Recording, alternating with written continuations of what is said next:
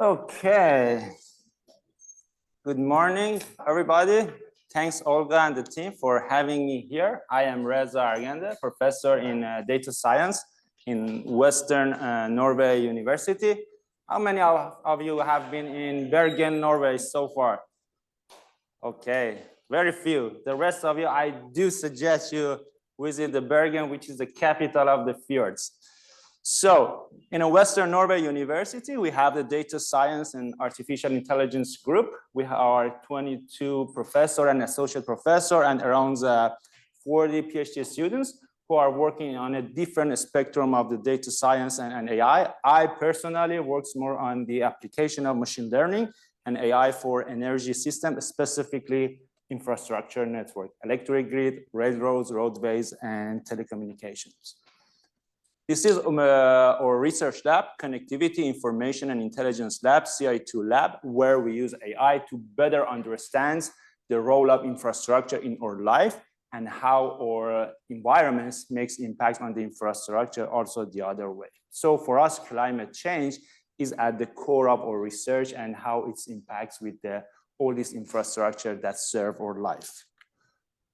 Everybody is familiar with this scary chart that shows the temperature rise due to the climate change, basically due to what we have done to the mother nature and get back to us. And when it comes to the infrastructure, it means a lot of destruction, and damage. Here at the left is an example of the events that happened in Norway, a landslide, and the other one is the area near the Oslo just last month, which we had a kind of a big flood and broke a dam and made a lot of damage on the electric lines and the roadways. It's not just in Norway, it's unfortunately all around the world. The way our infrastructure are disrupted every day by the consequence of the climate change and extreme weather events. But today I'm going to talk more about the electric grids and how it's important to monitor the electric grids. So, when it comes to the electric grid, around 86% of the power outage in Norway and 90% of the power outage in the world are due to the vegetation or near the power line. And usually this vegetation, when combined with the winds, they are the main reason for the power outage. And a lot of times, unfortunately, they have a lot of serious damage and even loss of life for people and a lot of safety issue, including wildfire and other events, or just the power outage, which may cause loss of life in hospitals and in a lot of emergency room. And vegetation-induced power outage just in the US creates around $33 billion damage per year. Well, the problem is, in general, it's so hard to keep eye on the power line. Why? Because they are so long. If we just think about the power lines here in Europe, we have enough line to go to the moon and back for 25 times. This number for the world is 4 times than this, at least. So it's really a huge scale monitoring of power line and what's going on around the power line or the right of way. Well, what is the traditional or classic way to monitor power line? Very simple. A guy just walk around the power line and just look at them visually. Visual inspection, the oldest and the most useful way of inspection of an infrastructure. But this is very time consuming, very expensive, and sometimes basically they use helicopters or very in recent years, some drones or some vehicles. So they produce a lot of CO2 footprints. Every hour of flying this beautiful helicopter can produce 500 kilograms of CO2. What is an alternative to monitor this huge piece of infrastructure we have? Using a better technology, right? Like satellite image. The technology we are putting eagerly in space. If we are going to switch or utilize our monitoring system from a traditional way to more space-based and satellite-based monitoring, we can come up with a cheap, fast, and frequent revisiting time. In a traditional way of monitoring power line, usually the power companies monitor the whole territory they have something between 2 to 10 years. Depends on the size of the company and the territory. For some company, this never happened because it's too expensive, too time-consuming. So what do you think about the revisiting time by satellite image for any given place on the Earth? How often we can get a fresh, nice satellite image today? Just make a wild guess. Every day? Yes. Every hour.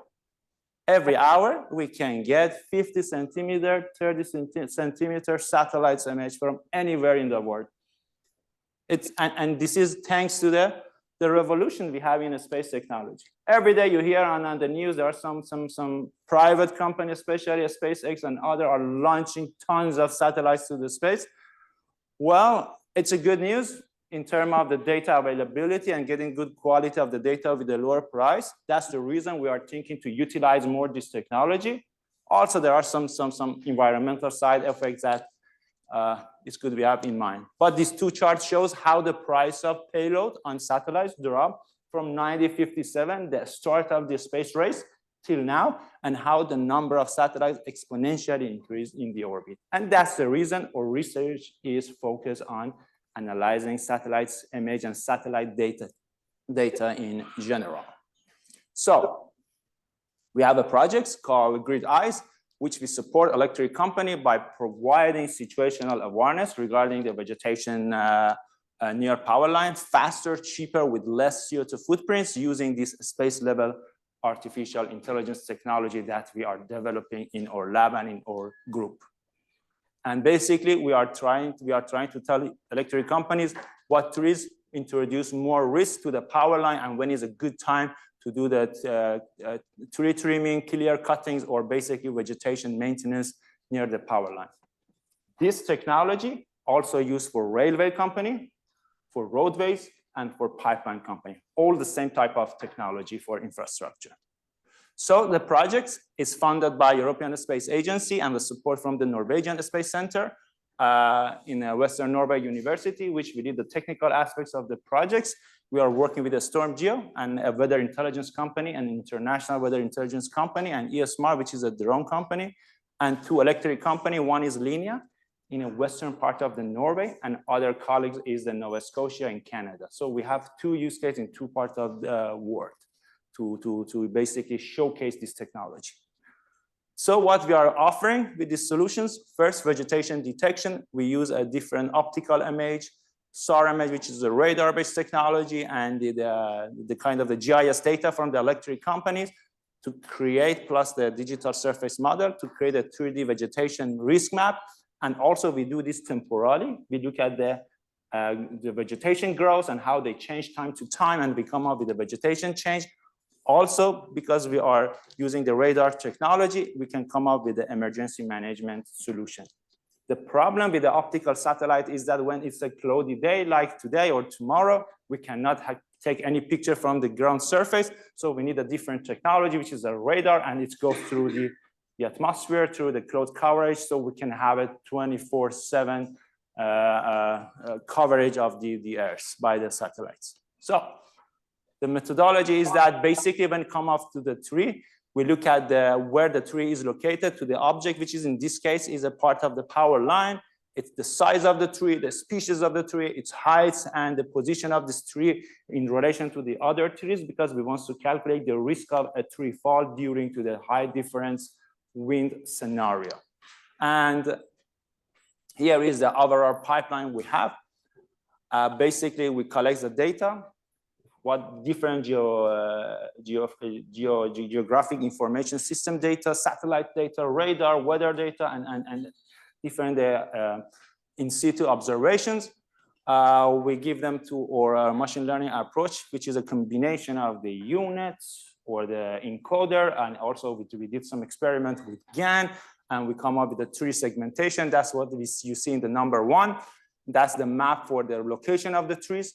We can also tell what is the species of the tree. Is a pine, spruce, or deciduous, because the species of the tree is very important in terms of the growth rate, and or if you look at the tree as a structure, how that structure move by different wind scenarios. So the species of the tree is very important, and we detect that by this kind of satellite data.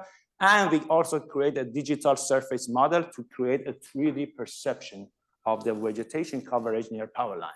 We put everything together to come up with a tree inventory map and calculates the tree risk in the vicinity of the power lines, or if we extend it to the railway and roadways.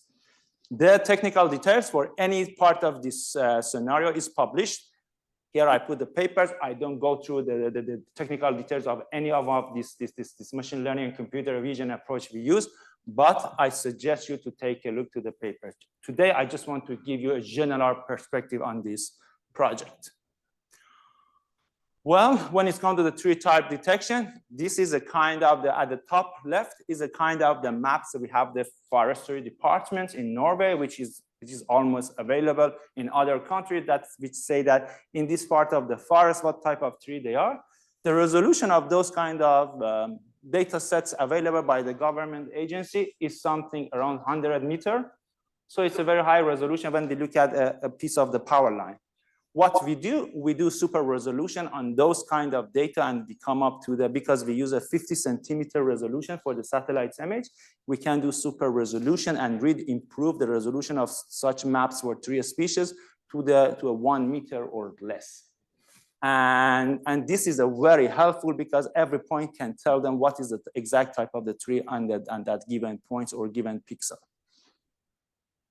We also come up with a tree crown delineation. Basically, we estimate what's the size, the geometric shape of the tree crown with this tree delineation, and then we apply this tree delineation to this part of the area we have in Western Norway. We can say that what are the size of each tree near the power line in that given area. And here it's, how can I? Yes. So as an example, I'll show you the Askvoll area, very beautiful area at the western coast of the Norway, at the North Sea. And you can see that for that area, we acquire high resolution 50 centimeter satellites image. And this animation shows how we do this kind of sliding window to map the vegetation near power line. And we calculate the risk of vegetation for the power line, and we can come up with this kind of Google Earth map things that shows what is the risk. So we use the traffic lights basically coding just to say that the green means the vegetation is okay. Yellow means that we need some attention, we need to do some kind of maintenance, and the red are kind of hot spots or the dangerous spots for the power line in terms of the vegetation. This map is available to the engineers in the power company, the partner we have. They can see that on their smartphone, on their tablet, on their basically laptop. And instead having a guy walk along all the lines or the pilot fly all over the lines for hours and hours, days and days, they can just go directly to the red points. And that way they can save a huge amounts of budget they need to have every year for the maintenance, operation and maintenance of the power line. So we think that basically based on our estimates, they can come up with up to 25% reduction in the cost of the line maintenance, and especially due to the vegetation per year. And by the way, the cost of this power line monitoring also varies between company to company. This is something between 200 to 1,500 euro per kilometer per year. This is an API that we developed with our colleagues in Stern Geo, and that basically it's a software that these engineers have access, and they can see the status of the vegetation near the power line. They can calculate the risk. We can implement different type of the weather scenarios and so on and so forth. And basically for the transferability of the, how much time I have? Okay, 15. I have some more time. So when it comes to the machine learning, you all know that transferability and generalization is so important. When we train or machine learning with some training data, it's for this kind of specific area, it's good, it's beautiful, it's perfect for this area. Does this solution work if I just take this algorithm and feed it with the data from another geographical area in a different region, different country, different continents? Absolutely no. It needs some retraining. And that's where the transferability is so important. So and the transferability need to be in the design, in the algorithm design from the first step. We need to create machine learning algorithms for generalization, scalability, and transferability if we are working with industry and we want somebody really use it. So if our goal is not just publish a paper and somebody use it in the real life, to remember transferability. For this purpose, that's the reason that we picked 2 different electric companies in 2 different continents with a different climates, different weather, different ecology, and different electrical networks design. And now we are experimenting with transferability in our machine learning algorithms. Our works have been featured by the national TV in Norway, NRK, in the TV and also on the online material. Also the Forskning, which is a newspaper for technical aspects, and also the Norwegian Space Agency. Because in addition to publishing the paper, it's very important for us to talk with the general publics. Those are the taxpayers who funded our research. They pay the tax. We need to do this for the society. So we would like society to be informed about the research we are doing. And that's it. Thank you.